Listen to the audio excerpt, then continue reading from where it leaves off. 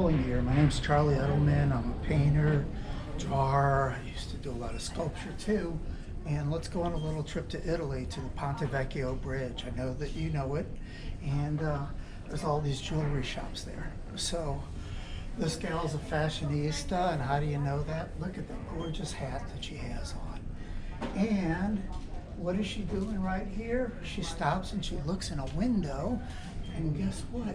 She's pulling out her credit card because she's going to meet her boyfriend on a dinner date, and she feels like this necklace isn't enough for her. So she needs to have a beautiful Italian coral necklace on. So she tells this salesperson in the store, wrap it up, I'll take it. And so one of the things about this painting that I really love is the subtlety of the colors and how there's certain light areas that have a radiant kind of glow to it. And if you look, each of these is somewhat of a different color because I like the subtlety of the variation of the tones. If you make everything the same, a lot of times it can be boring, and the color around it affects that color too.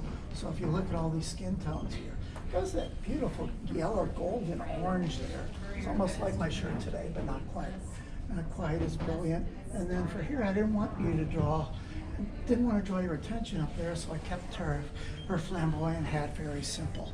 And if you look at the top of this, she just got back from a trip to Venice, and there's a gondola here, and I think it's called San Giorgio. So she went to the steps there too. And one of the things that really made this painting come together for me, her face was a darker color here, but kind of a reddish brown, but there wasn't enough contrast. So what I wound up doing was painting this with kind of olive green. And you know what? When I hit this color there, the lips started to shine, this started to shine, her neck became darker, so you're actually feeling the space change just because of this. And then I knew the painting was done. And to me, it's one of my favorite paintings. It's for sale also, but everything about it for me now when I finish has this kind of flow to it. And one last thing that I wanted to mention about color, sometimes colors aren't obvious.